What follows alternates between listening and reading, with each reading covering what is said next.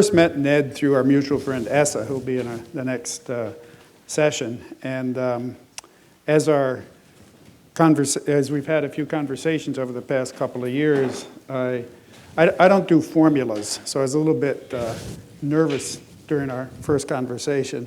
But I've been very, very pleasantly surprised to see the range of his interests and the seriousness with which he wants to bring together economists, social scientists, with people studying the humanities, which in today's hyper-specialized and over-professionalized academy, I think, is absolutely crucial. And the range of interests and the people in the conference he's brought together, I think, testify to that. So I would like to thank him not only for including me, but also for bringing us together to talk about issues that often are overlooked. Question was asked at the end of Ned's talk about where he stood in some of these. So I'll begin, having listened to the papers this morning and read some of, or this afternoon and read some of them, I'll begin by laying a few of my cards on the table. Though I've spent my life studying religion and philosophy and art and literature, I haven't actually spent a lot of time thinking about the good life as such. So it was useful to be forced to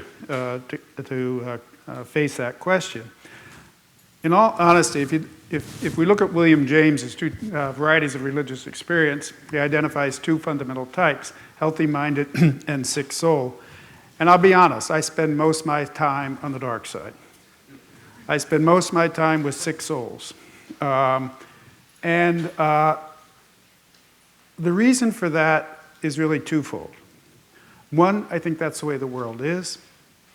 And two, and here I'm contrary to some of the others here, I think creativity comes from darkness. I often say to my students that most the figures I think about or teach were either mad or dead long before they were my age. Right? Kierkegaard, Hegel, Schelling, Novalis, Hölderlin, yes, Schopenhauer, Freud, Nietzsche, Benjamin, Poe, Melville, Camus. Those are figures, I think, who were enormously creative. And if I were thinking about some of the characteristics of what I might describe, although I've not worked this out, as a good life, some of those characteristics would include insecurity, uncertainty, vulnerability, and dissatisfaction. Now, as I ask myself what somebody who's spent his life studying religion might be able to add to a conference, I've had some explorations of, I've had experience starting a company, I've written some stuff on money and markets, but it's primarily philosophy and religion that I study. Now, I have an expansive notion of religion. I think religion is most interesting where it's least obvious. It's not simply what goes on in temples and mosques and churches and synagogues, but I think religion informs all aspects of society. And I think that in ways both direct and indirect, it has helped to shape much of the background for modern economic theory and many of the ideas that have influenced those theorists. So I'll try to talk a little bit about that today. I want to begin by asking you to think about a question for a few minutes, and I'll come back to it. How many items do you think the average American supermarket has? Now, I've become interested in the past few years in the preoccupation with choice. That somehow choice has come to be seen as a good in and of itself. The more choice, the better. The number of choices, the better. But I think one question is whether that is true, and if it's true, why? If it's not true, why not? What I'd like to do in a very brief time is to try to give you a brief theological genealogy of some of the central concepts that I see in economic theory, and then to give a brief indication of the way I would try to frame the matter of choice. These reflections actually grew out of experiences I had back in 1971-72 when I was in Denmark writing my dissertation on Kierkegaard. I had three particular moments. I had a fellowship from Harvard at that time. It was the best fellowship Harvard had to offer. It was $4,000 for the year. My wife and I lived on that $4,000 that year. I got the fellowship in 2 installments, fall and spring. And in between fall and spring, Nixon began the dismantling of the gold standard. My second semester check was worth a couple $100 less than my first semester check, and that was a problem. This is only a few years after May 1968, so the political climate was charged. The only news we could get that year in English was at 12 o'clock, midnight, every night, Radio Moscow. We got 5 minutes of news and 25 minutes, night after night after night, of Angela Davis. That spring, my wife and I drove a back transit route from Denmark to East Berlin through East Germany. It was fall, I'm sorry. It was harvest time. And going from Denmark to East Germany at harvest time was a revelation. It was like going back 50 years. So it was really good. The third experience is related to choice. One of my good friends, our good friends there, we met there, he was a German, she was a Romanian. Her mother was in Romania, and while we were there, they made arrangements to get her out of Romania by hiring a German man and paying him $10,000, which was more than an assistant professor was paid at that time, to go into Romania, marry his mother, her mother, and bring him out and then get divorced. The only way to get her out. They did that. 2 years later, we were back in Denmark and they were there. I asked Krista how the mother was doing. She was completely paralyzed by the West. And the example that she most gave for being paralyzed by the West was the shops in Germany. She would go into the shops and just be overwhelmed by the number of choices, paralyzed.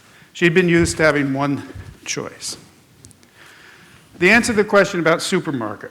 The Economist, December 10th, 2010. Wheel a trolley down the aisle of any modern Western hypermarket, and the choice of all sorts is dazzling. The average American supermarket now carries 48,730 items, more than 5 times the number in 1975. It's mad. Why? Why? Well, there are multiple reasons. While it's true, it seems to me, that innovation is crucial and important, we must also recognize, and be honest, it seems to me, about some of the reasons for innovation. As I try to understand a bit about markets, there's a limited number of ways in which markets can expand. When they reach a certain kind of spatial limitation, right, they have to start finding ways to expand temporally. And the way you expand temporally is twofold, it seems to me. To increase the churn, that is to decrease the time for the product cycle, or to increase product diversification, so that more choices produce more, and more in that way. And yet, the question of what it is we are choosing between and among seems to me to be worth asking. The problem, once you reach spatial limitation, is to create desire where there is no need. Right? And desire where there is no need is tied to this kind of proliferation of choice. So in these supermarkets, you have 100 different kinds of shampoo, literally. Again, mad. The phrase, the madness of choice, I borrowed from Kierkegaard, for reasons I'll try to explain. It was appropriated in a very interesting way by Derrida, Jacques Derrida, in a series of very influential lectures he gave down at Cardozo Law School called Madness of Choice. Kierkegaard gave what is, I think, still the classic analysis of decision, and I want to make a distinction between decision and choice, which I'll try to lay out, in his 1844 book called The Concept of Anxiety. In Kierkegaard's analysis, decision and choice as a subset, rather than being something that allows for, breed dread, uncertainty, and anxiety. Now, what I want to do is try to suggest a genealogy by showing the way in which Kierkegaard's understanding of the self and of decision works out certain trends that were in Reformation theology, right, that influenced economic theory. So what I'd really like to do, I don't have enough time to do it in detail, obviously, is go from Kierkegaard to Luther to Calvin to Adam Smith to Milton Friedman. They're basically, as I understand, how do I go backwards now? As I understand religion, they're basically two basic models of theology. Theological systems that give priority to word over deed. In the beginning of the word is the word. John, Gospel of John. Those that give priority to deed over the word. Goethe's Faust, and the last line of Totem and Taboo. Within classical high Catholic theology of Thomas Aquinas, it's always word over deed. God's will always follows God's reason. So the world is always logical and has a certain kind of order. The relationship to God is an economic relationship. It's not just indulgence, it's more important than that. To be saved, one has to participate in the church universal, and one participates in the church universal through communion. That's the locus of the power of the church. They actually use communion wafers inscribed as coins in that relationship. And indeed, this symbol, which, I just want to make sure I get it right, this symbol, which was drawn from the vision that Constantine had right before he fought the decisive battle in which he took over the empire. This means, by this sign you will conquer. This is where we get our dollar symbol, our dollar sign from, this particular symbol. It's also part of the coat of arms that's on Philip Morris cigarettes. I don't know what that means. But the point is that within this system, the particular individual only can be redeemed through participation in the universal.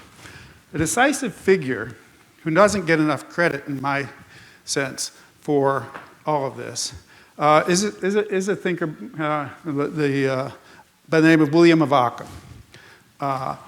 Ockham had an important influence on theology and philosophy. I think a lot of contemporary analytic philosophy can be traced back to William of Ockham. He lived and worked at Oxford. The debates around which what Ockham came to represent were formulated. It was called realism and nominalism. Realism doesn't mean here what it means for us today. It's sort of the opposite. The issue around which this debate focused was the status of universal terms.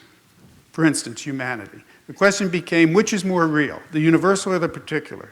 For the realist, the universal term is what's most real, and whatever particular there is has its reality, both epistemological and ontological, only by virtue of participation in that universal. The nominalists take the opposite point of view. Ockham is a nominalist. The universal is only a name. The only thing that is real is the individual as such, and that individual, and then the universal is simply the sum of those individuals. Nominalism goes with the theological voluntarism. It's the opposite of the theology that gives priority word over deed. Here you have priority of deed over word. God's omnipotent will is what is most important. There are no rules by which God plays because God establishes the rules by which play occurs. So Ockham makes a distinction between what he calls absolute power and ordained power. In a world that is completely a function of God's free will, is completely arbitrary. Right? Sartrean existentialism is basically nominalism without God. What Ockham does is to distinguish between what he calls absolute and ordained power. God can do anything he wants, but freely chooses to limit his power in a certain way.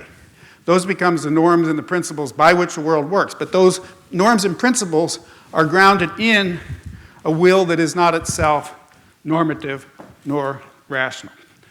Occam is extraordinarily influential for Luther. Luther comes along and buys Occam's voluntaristic theology completely, right? What Luther does, in effect, is to privatize, deregulate, and decentralize religion. Why? Because Luther's revolution is that we are only saved by our individual relationship to an individual God. He disintermediates the church. Everything's a function of that private relationship. So it's a private relationship. It's deregulated because it's not a function of what I do in order to be rewarded. To the contrary, it's a function of God's free will, which is functionally indistinguishable from arbitrary, right? And it's decentralized because each individual has that relationship on his or her own, and therefore it doesn't have to pass through any kind of mediation. What Calvin does is to come along. Calvin's a second-generation reformer. Calvin comes along and works out the theological or the systematic implications of Luther's theology.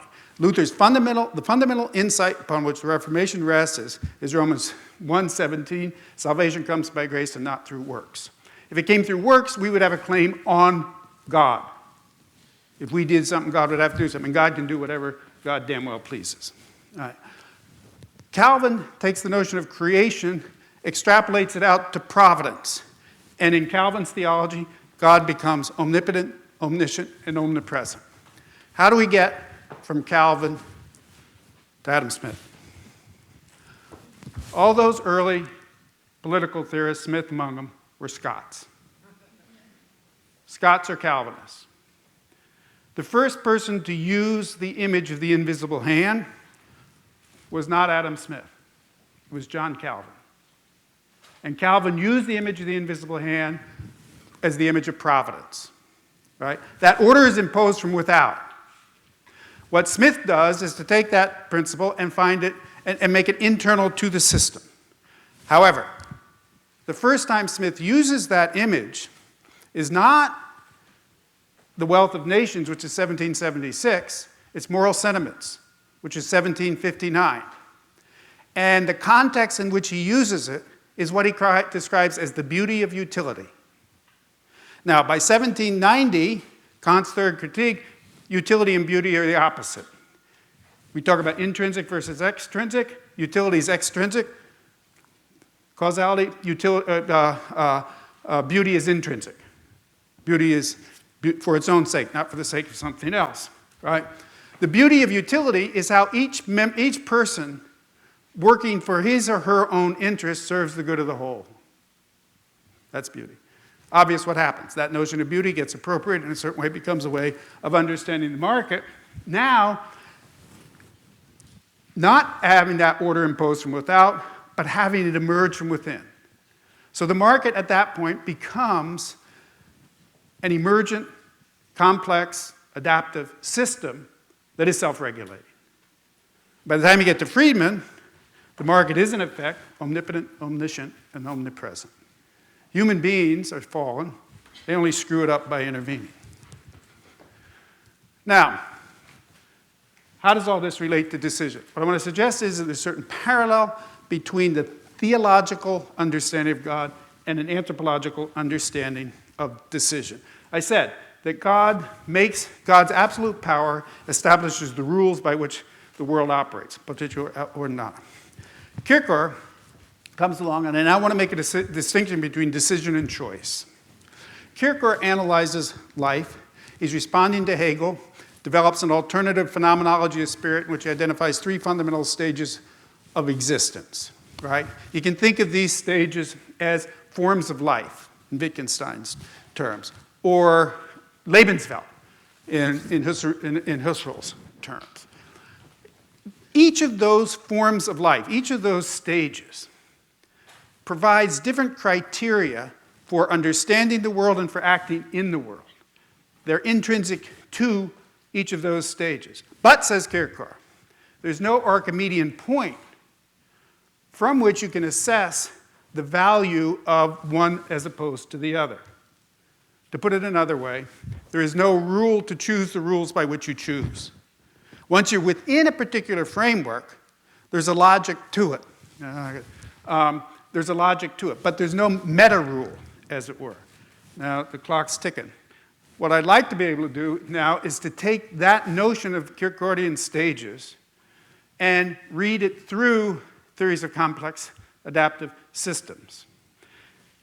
Through a notion of what I call schemata, which are organizational structures that serve in the process of schematization serves as a way of organizing the data of experience in different ways. I think that these schemata work at both subconscious, conscious, and highly self-conscious levels to organize experience in different ways. I think that any form of reductive analysis is inadequate because I think that bodily processes, so on and so forth, influence schemata as much as schemata influence all of these other processes.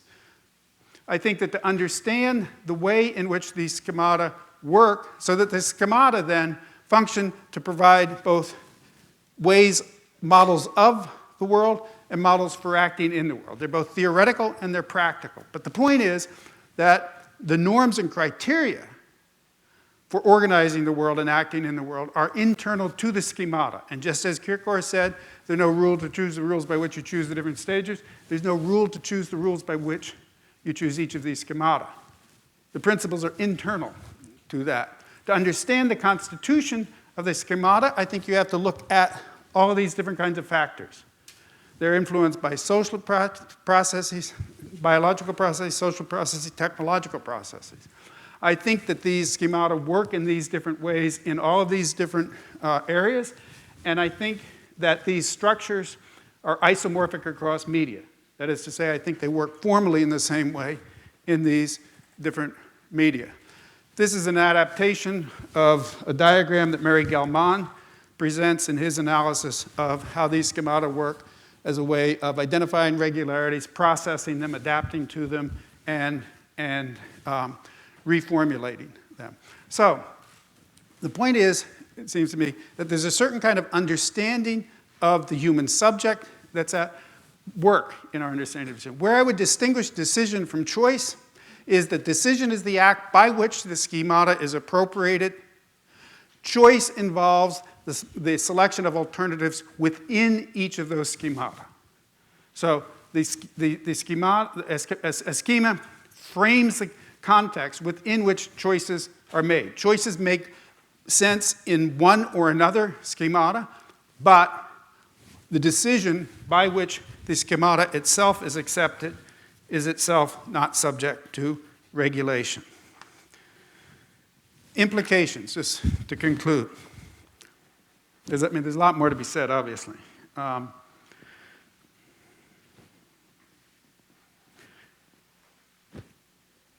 principles of reason and morality presuppose as a condition of their own possibility an action that they can neither comprehend nor regulate.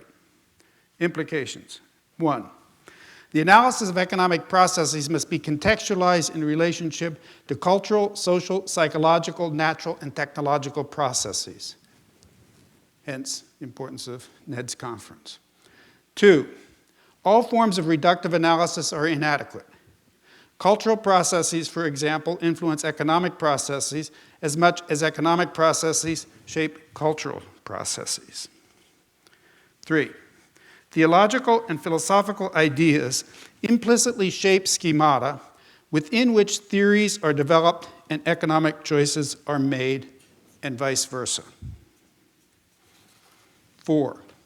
Decisions, and by extension choices, are never transparent. They always entail an irrational factor that cannot be quantified or calculated. And 5th, to repeat, there are no meta rules to adjudicate among competing schemata. Thank you.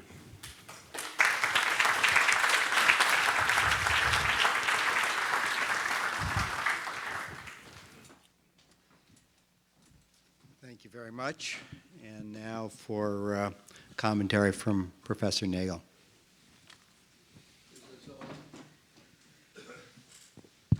No. I think it is. I think you just need, yeah. Oh, it is? Yeah. Okay.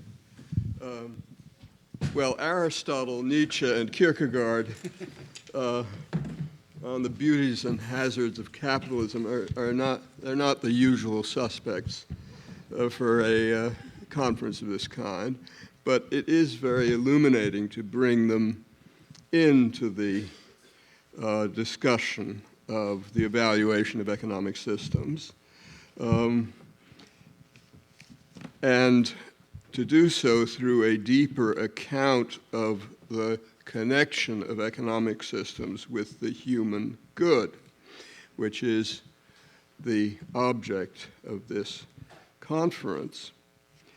There's, of course, much too much for me to be able to discuss adequately in these three papers from which the three talks were derived, and there's more in the papers than was actually said in the time available.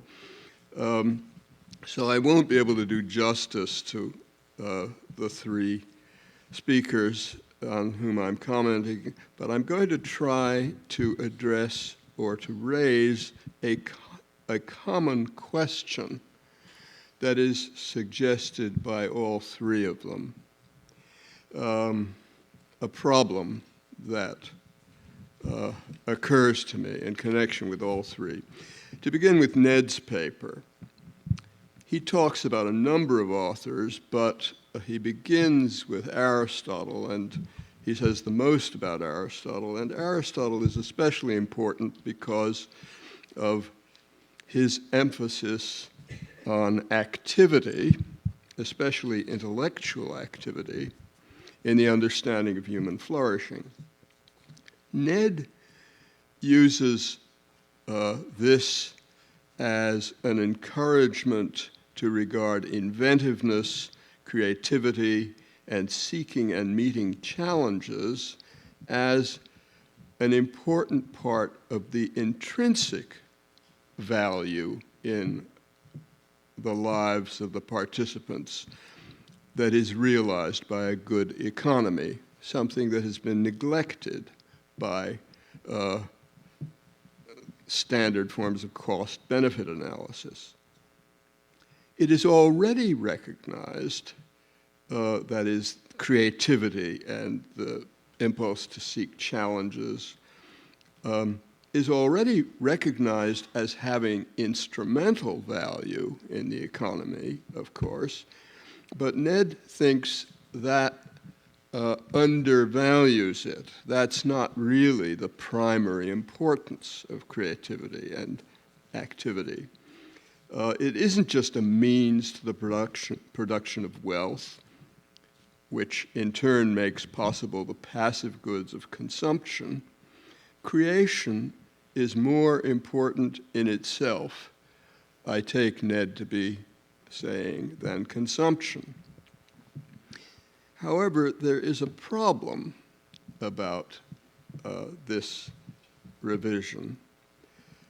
Emphasizing this conception of the intrinsic, of what constitutes the intrinsic human good, emphasizing the role of creativity in it, may be in conflict with the aim of universality.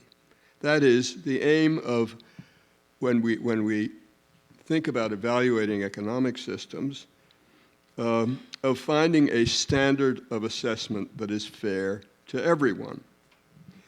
And it points in particular to a problem about invoking Aristotle in the evaluation of modern economies. Ned says in the paper, and he said it briefly in his remarks, that he assumes Aristotle wouldn't have put all that work into his theory if he hadn't believed the good life was or would be affordable to most, if not all, people. But Aristotle notoriously believed that even setting aside affordability, the highest human good emphatically wasn't available to most people, notably slaves and women, who lacked the necessary rational capacities. He defended slavery on the ground that many people were natural slaves, best occupied with manual labor and following orders. This makes possible the life of contemplation, which is the highest human good, for those who have the necessary rational capacities and who are relieved from physical labor. Now, obviously, this is not Ned's view, but but there is a real question whether a cleaned up, politically correct, and democratized Aristotelianism is a viable possibility. And one reason that such things as wealth, consumption, and content-independent preference satisfaction, the sorts of things that are used in cost-benefit analysis and modern utility theory, one reason that those kinds of things suggest themselves as measures of human good for purposes of assessment of modern economies is that they seem neutral. They don't penalize the ordinary sensual man in the street for not being able to realize the highest form of human flourishing, which requires, a lot of time spent in contemplation. This kind of metric, the search for this kind of metric, which is ideally fair among persons, is most clearly exemplified in Bentham's purely quantitative hedonistic utilitarianism, which just made value dependent on nothing but the quantity of pleasure and absence of pain. It then gets qualified in John Stuart Mill's version with the distinction between higher and lower pleasures, introducing an element of perfectionism, but thereby also potentially introducing a kind of unfairness. Perfectionist values, of which Aristotle's conception of the human good is an example, don't combine easily with democratic standards that try to count everyone's interests the same. And that's why creativity is much more comfortably counted as a merely instrumental value in the assessment of modern economies. But Ned is, of course, right that this seems to leave out something essential. And by the way, Professor Seligman's presentation earlier seems to me to be an example to construct a more enriched but nevertheless universal conception of the measure of human well-being. And of course, creativity is part of it in the last segment, accomplishment. Turning to Richard Robb's paper, we can see that the conflict between perfectionist conceptions of the ends of life and the impersonal assessment of economic institutions is, if anything, even more pronounced in Nietzsche, who, like Aristotle, was no democrat. Now, I'm concentrating on the theme of Nietzsche in the paper, which wasn't as prominent in the oral presentation, perhaps, but forgive me. Professor Robb concentrates on the desire to overcome obstacles, very important for Nietzsche, and the diversity of individual perspectives, also essential in Nietzsche's conception, both of value and of truth. And he holds that this generates a problem of incommensurability of values across lives.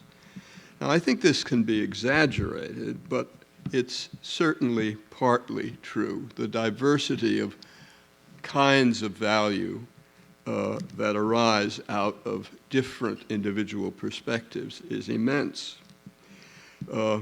And there is a problem of comparing and weighing and combining them particularly if we think of it purely as an intellectual problem. But even so, that still leaves us with the practical normative problem, which I already referred to, the need for some common measure of value across lives, which we can use as an acceptable standard for collective choice or collective assessment of institutions.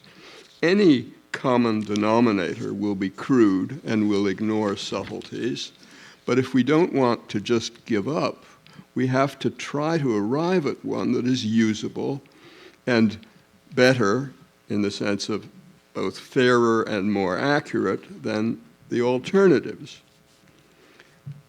That's a problem for collective evaluation. Individuals, by contrast, are moved by richer and more idiosyncratic motives, and also by perspectival knowledge, a point that Professor Robb emphasizes, knowledge that is based on their individual experience, which, as he says, may be valid and useful even if it cannot be detached from its perspectival origin and made part of public knowledge, at least not completely.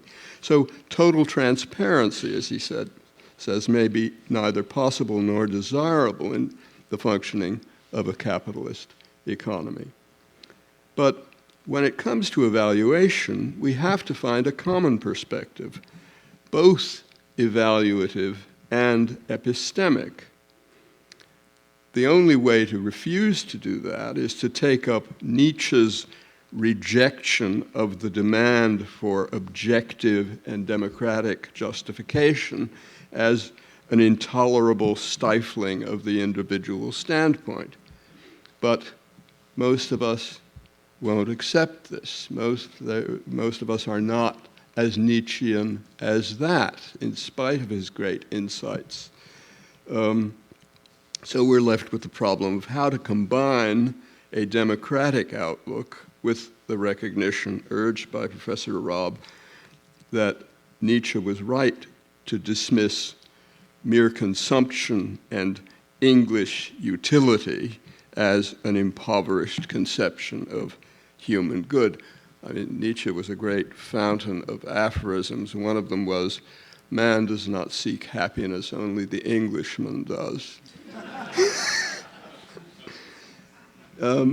Finally, coming to Mark Taylor's essay and Kierkegaard, Professor Taylor ends with a discussion which actually went by rather quickly in the presentation of Kierkegaard's idea of the leap of faith, namely a decision to accept a schema that will condition future choices and relative to which choices can be justified or criticized, but which itself has no objective justification.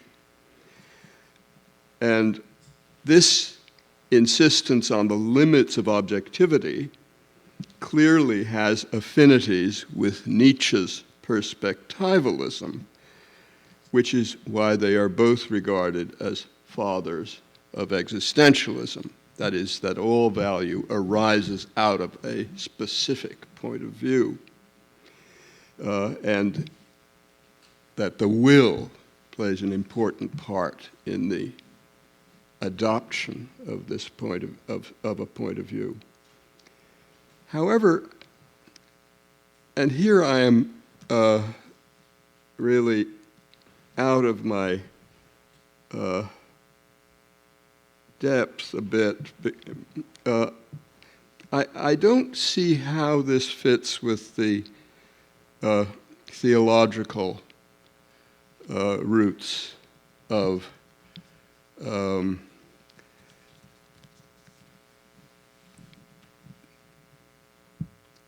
Adam Smith, for example, and the religious roots of capitalism, which are discussed in the paper, because it seems to me that in spite of the theological importance of the distinction between starting with the word and starting with the deed, at the level of the kind of moral theory that characterizes Adam Smith's understanding of capitalism, or John Locke's conception of private property. Both of these moral theorists of property and the economy had religiously based moral views. But at the level at which they were talking, they did not regard the content of the moral basis for evaluating an economy as arbitrary.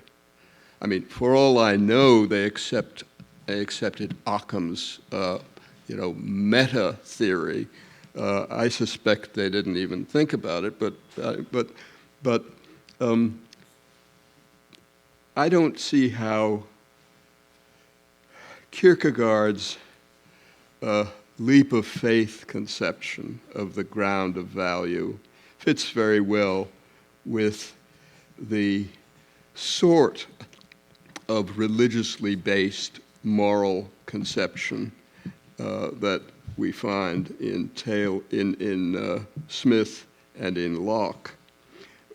In both cases, they are appealing to clearly universal moral values with a religious foundation.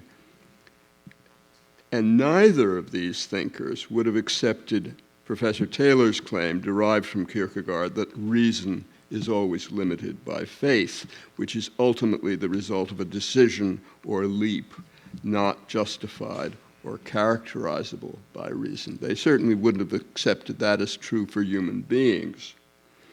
This post-Enlightenment view, again, doesn't fit very well with the aim of finding standards for collective assessment of our common economic institutions.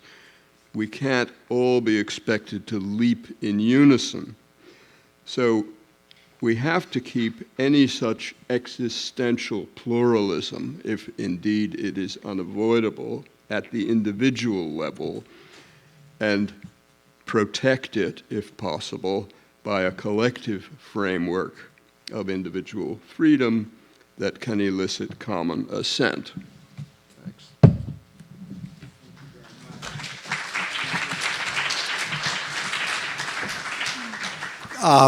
Would any of the presenters like to respond to Professor Nagel's remarks? How did I guess?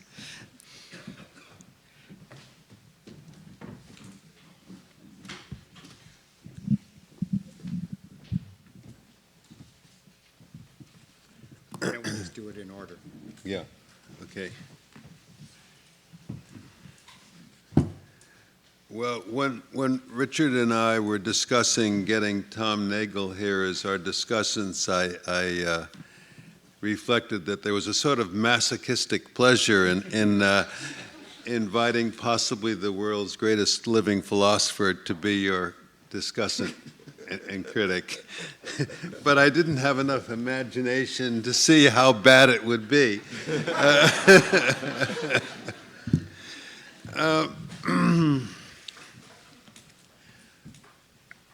I'll need to think about Tom Nagel's criticisms a little more in the next few days and weeks and months, but I do have a couple of preliminary reactions. It won't take very long, a couple of minutes.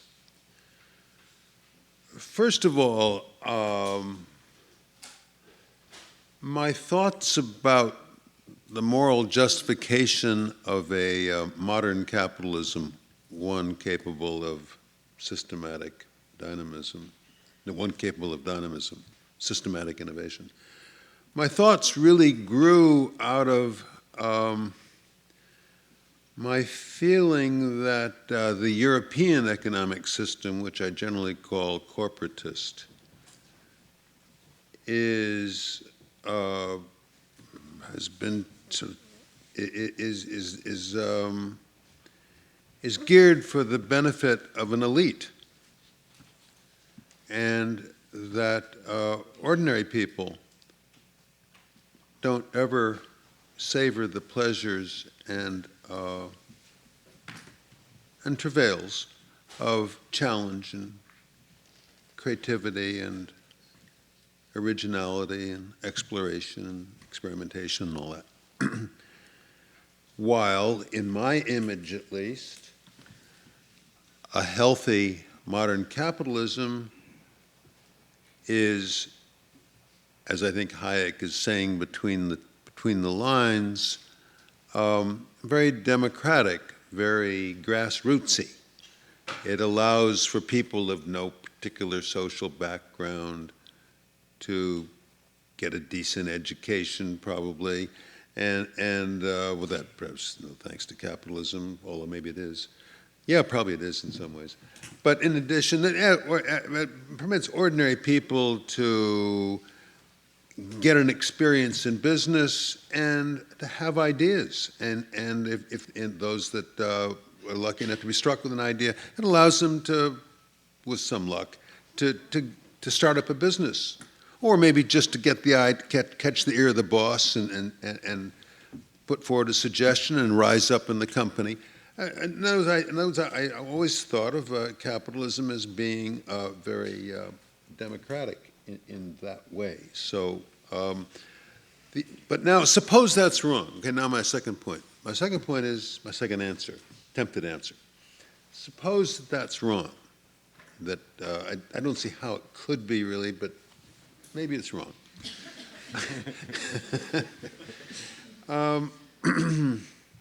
Suppose that a transformation of some economy along the lines that I dictate as a visiting advisor, the transformation of an economy into a dynamic, modern system that's white hot with inspiration and innovation and everything. Suppose that turns out not to be of benefit for the disadvantaged, while the advantaged just have the time of their lives and they're just glowing with self-realization, self-discovery, and all the rest. I recall well, and I know Tom recalls very well too, that Rawls does insist somewhere along the line in A Theory of Justice, and here he invokes his beloved Immanuel Kant. Rawls suggests that envy is the vice of mankind, and that if there's an opportunity in society for some people who already are better off than others to do even better due to some change in economic policy, maybe a more rational tax system, well, good for them. The less advantaged can only complain about policies that don't raise them up to the highest possible level. They can't complain if there are also policies that raise others even more. I mean, that's making a fetish of egalitarianism. It's never mind that it violates economists' beloved precept of efficiency, of never foregoing an opportunity to make somebody better off as long as it doesn't make others worse off. But it's particularly painful to think that whole classes of people would be denied the taste of creativity and discovery and self-transformation just because not everybody can do it.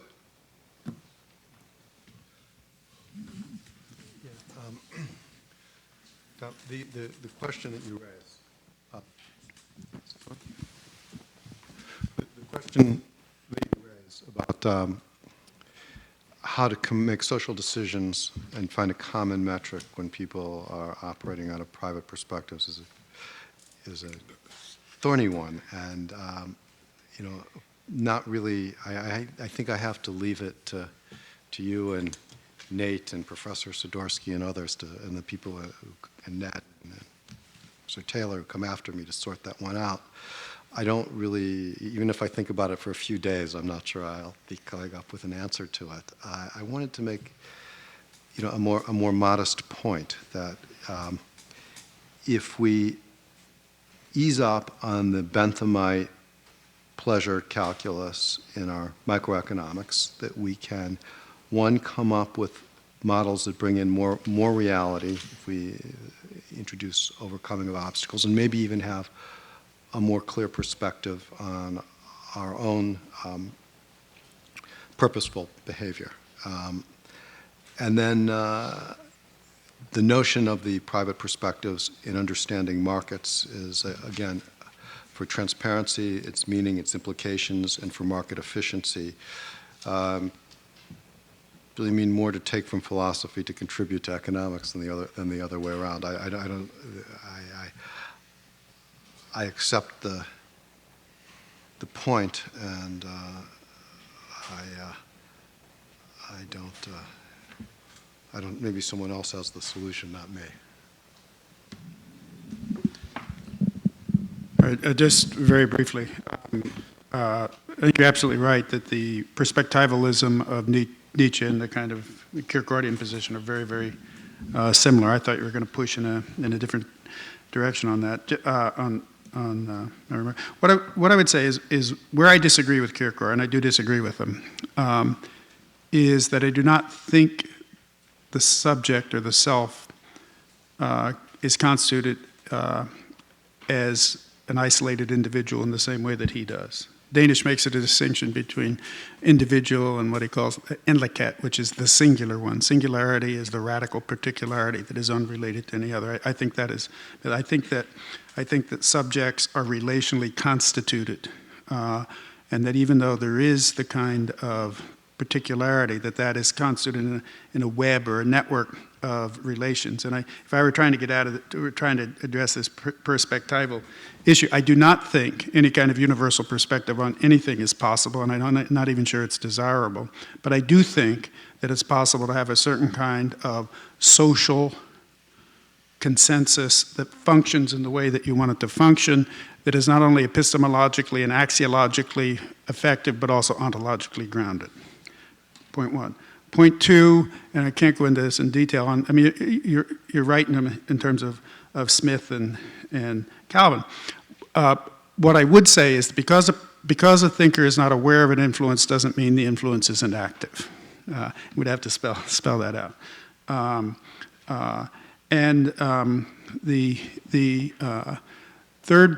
The third point that I would want to make, and again, I don't want to. This is again a longer conversation. Part of what you say about, let's take Locke, for instance, is correct, of course. But what I would also argue is that what became British empiricism, what we call British empiricism, has its roots in the theological voluntarism of a thinker like Occam.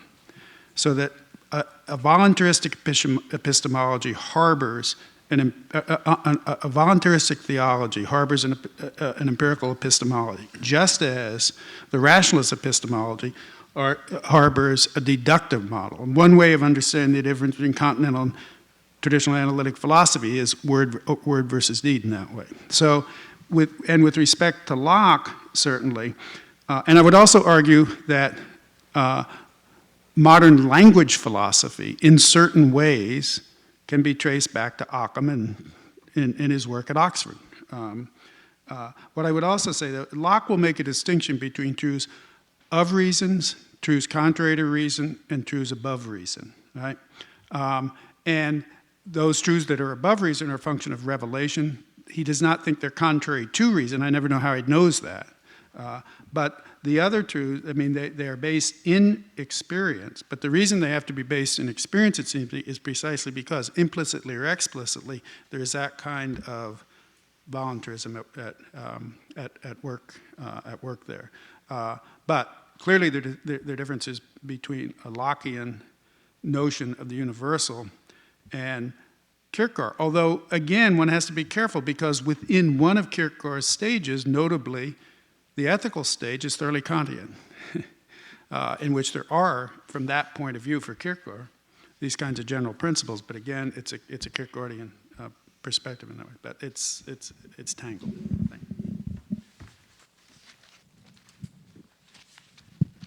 Okay, we have a few minutes left for questions. There are some helpful people, I think, with microphones, if you can wait. Is there one or two? Anyway, here comes a, yes.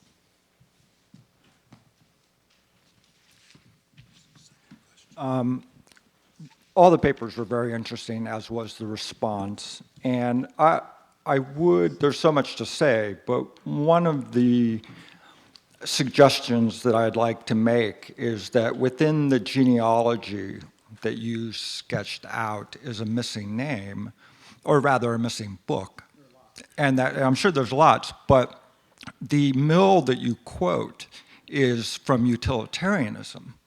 And the mill that informs, and I would say, frames the conditions of possibility for this discussion is the mill of On Liberty. It's assumptions about individuality and the relationship to governmentality and the state. It's assumptions that appear in yours, Professor Phelps, about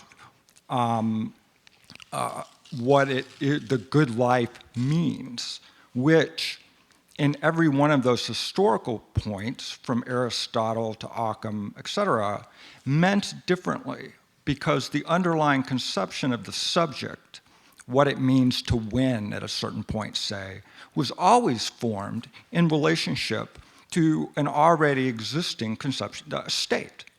So how it is, and that I think was part of your point. And Professor Nagel, I would even ask you if the ending of your comments was a restatement of On Liberty.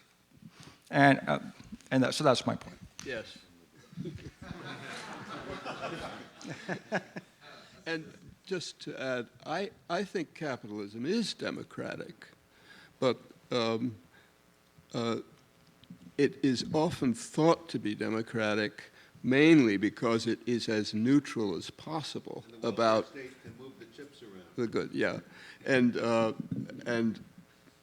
if one wants to enrich the conception of value that evaluates capitalism, then there's a problem about the connection with democracy. Yeah, Professor Sennett.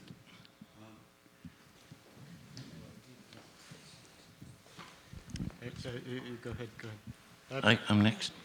Should I speak? Okay. As Professor Taylor said, it would take a far longer conversation to go into these issues, but I think if we pursued Professor Nagel's criticism on Aristotle, we could find that Aristotle's use of intellectual virtues as distinct from moral virtues, which are based on biological traits of human nature, is restricted to an elite because it's restricted to people who have the capacity to do extraordinary intellectual achievements like Einstein, or in the notion of creative reason, Mozart, and not restricted to ordinary human beings who can achieve excellence in the good life through moral virtues and fulfillment of their ends as human beings. And to that extent, some of the criticisms of Aristotle as non-democratic or as supporting slavery would be perhaps gone over in discussion, since Aristotle rejects conventional slavery as not applying to people who are capable of decisions. And since Aristotle does accept reciprocity between rulers and ruled, but this, like the comment on with which I most agree with Professor Nagel, the point of relativism in Professor Taylor's not providing grounds for decisions, seems to me requires a much longer discussion. I would want to say that on Occam, that Professor Golding has written a paper in which he says ascription of rights to individual human beings was impossible in the English language prior to Occam and became possible after Occam as supporting his view in terms of Locke or Smith. Perhaps, however, the best contribution that I could make here is there is some correspondence that supports Ned Phelps's points that's not in the text, which is worth mentioning. He spoke about William James' acceptance of the dynamism. There's a letter of William James of 1907 to his brother Henry about Henry not realizing the dynamism of New York because of the magnificent space-devouring subway which shuttled him back and forth from 44th Street at the Harvard Club to Columbia, where he gave the lectures on pragmatism, which wasn't there when they were boys growing up in New York City. And another letter, apropos of James and Bergson on vitalism, in a letter to Henri Bergson of 1905, after Creative Evolution has come out, he says, "I thank God that I've lived in the 20th century to see the two great events of the 20th century, in thought and in deed. In thought, the publication of Henri Bergson's Creative Evolution, and indeed, the victory of Japan in the Russian-Japanese War, which marks Asia's rise against the West and imperial